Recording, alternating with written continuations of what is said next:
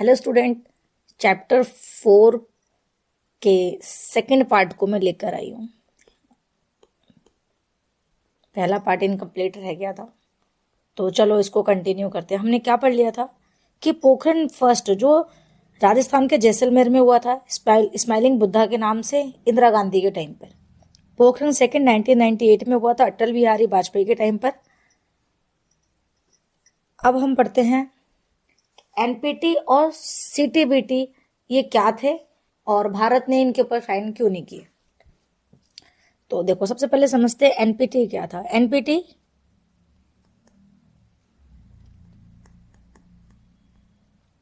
Nuclear non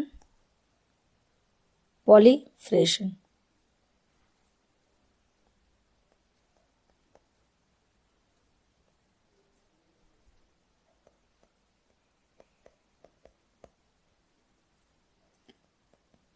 treaty, इसको हिंदी में क्या बोलते हैं? परमाणु अप्रसार संधि। लिखा है इसमें कहीं? नहीं, ये तो मैं अंडरलाइन कर देती। चलो कोई नहीं। परमाणु अप्रसार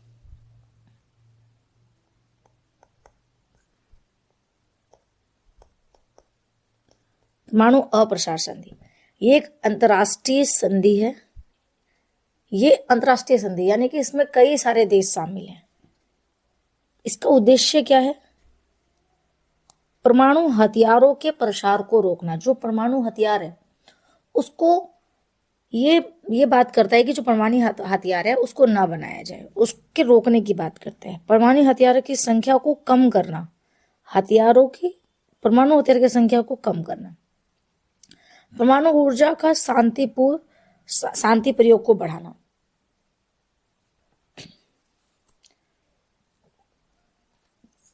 एनपीटी के अनुसार देश को 2 वर्ग में बांट दिया था।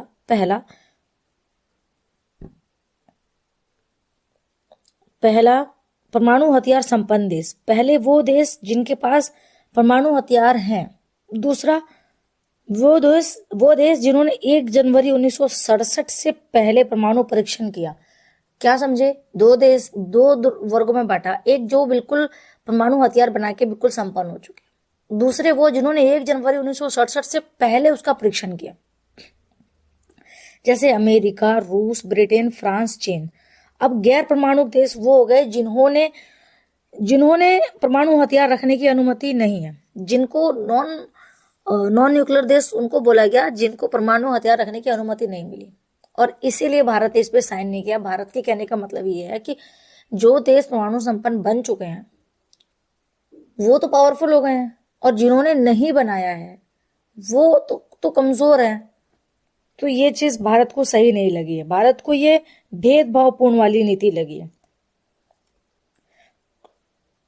कुछ देशों को तो परमाणु हथियार रखने की अनुमति, कुछ को नहीं, लेकिन बाकी देश को नहीं, है ना। भारत का मानना था कि सुरक्षा सभी देशों के लिए समान होनी चाहिए। कुछ हथियार रखेंगे, कुछ नहीं रखेंगे, ये कोई लॉजिक ही नहीं हुआ। भारत को इसको लॉजिकली नहीं मानता है।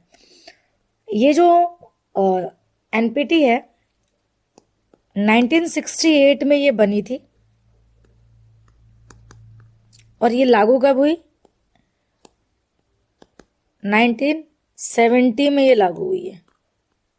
ठीक है, आप स्क्रीनशॉट ले लो कुछ, अगर आपको इसमें से लगे कि हाँ आपको चाहिए हो तो। ठीक है, बात करते हैं सीटीबीटी की। सीटीबीटी के व्यापक परमाणु परीक्षण प्रतिबंध संधि।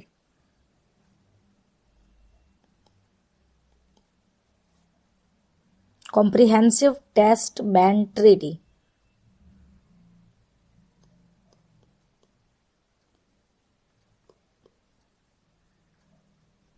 Comprehensive test ban treaty.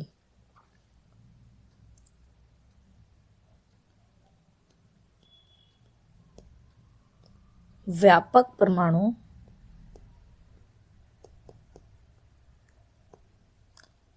परीक्षण प्रतिबंध संधि। परीक्षण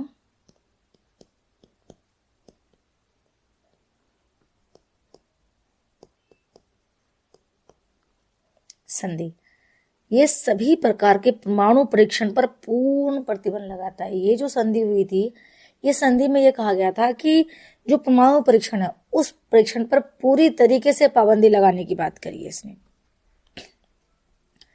यानी कि जमीन, हवा, समुद्र और हर जगह आप कहीं पर भी परमाणु परीक्षण नहीं कर सकते हो। ये इसने परीक्षण के ऊपर बैन लगाया था। ये परीक्षण की बैन की बात कर रहे हैं, समझ रहे हो। और ये एनपीटी ये परीक्षण बनाने के ऊपर रोक लगा रहे हैं, ठीक है। इस सीटीबीटी की विशेषताएं क्या थी? कोई भी देश नया परमाणु परीक्षण नहीं कर सकता, नया परीक्षण नहीं कर सकता। परमाणु हथियारों के विकास पर रोक, वैश्विक शांति को बढ़ावा। परमाणु हथियारों के जो विकास है उसके रोकने की बात करी है, ताकि जो विश्व है उसमें जो है शांति बनी रहे। जितने कम हथियार होंगे उतनी ज्यादा ही शांति विश्व में बनी रहेगी, ऐसा मानना था इस सीटीबीटी का। भारत ने इस पर साइन क्यों नहीं किए? देखो, यह भारत की राष्ट्रीय सुरक्षा को प्रभावित करता है। भारत को भविष्य में परीक्षण का अधिकार नहीं मिला। परमाणु हथियार संपन्न देशों ने पहले ही परीक्षण कर लिया था। यह सीटीबीटी कब आया था? ये 1996 में आया था। इससे पहले भारत ने परमाणु परीक्षण नहीं किए थे, परमाणु हथियार नहीं बना रखे थे। तो इसीलिए भारत ने इस पे साइन करने के लिए भाई एग्री नहीं था कि हम पावरफुल नहीं हैं, तो फिर बाकी देश हमसे ज्यादा मजबूत हो जाएंगे, तो हम क्यों इस पे साइन करें। भारत ने इसको इसलिए साइन करने से मना कर दिया। बस यही था इस छोटी सी क्लास में, क्योंकि ये रह गया था पिछली वाली क्लास में। इस चैप्टर का अगर आप मूल्यांकन करोगे, इस चैप्टर की अगर आप एक समरी निकालोगे, तो देखो भारत ने स्वतंत्र विदेश नीति अपनाई, किसी देश किसी गुट में शामिल नहीं हुआ। ये ना ये यूएसएसआर के पास गया, ना ये अमेरिका के पास गया। गुट निरपेक्षता ने भारत को अंतर्राष्ट्रीय मंच पर पहचान दी। जो भारत ने नाम बनाया नॉन अलाइनमेंट मूवमेंट, उससे भारत को एक अलग पहचान मिली और भारत अंतर्राष्ट्रीय स्तर पर स्वतंत्र हो पाया। भारत ने शांति, सहयोग और विकासशील देशों के हितों को प्राथमिकता दी। यानी कि भारत ने अपने साथ साथ कुछ ऐसे छोटे देश थे जिनको एक सहयोग, एक हेल्प की जरूरत थी, जो कि भारत ने उनको दी। नहीं तो फिर वो भी या तो फिर यूएसएसआर के गुलाम बने होते या अमेरिका के गुलाम बने होते। तो ये थी भारत की विदेश नीति। आपको कैसा लगा ये चैप्टर मुझे कमेंट करके बताना, और बने रहिए चैनल पर, क्योंकि मैं आगे आने वाले वीडियोस में आपके लिए मॉक टेस्ट लेकर आऊंगी, जिसके अंदर एक्सपेक्टेड क्वेश्चन और उन क्वेश्चंस को कैसे आपको लिखना है इस टॉपिक पर बात करेंगे। कोई भी सजेशन हो कमेंट करो, चैनल को सब्सक्राइब करो।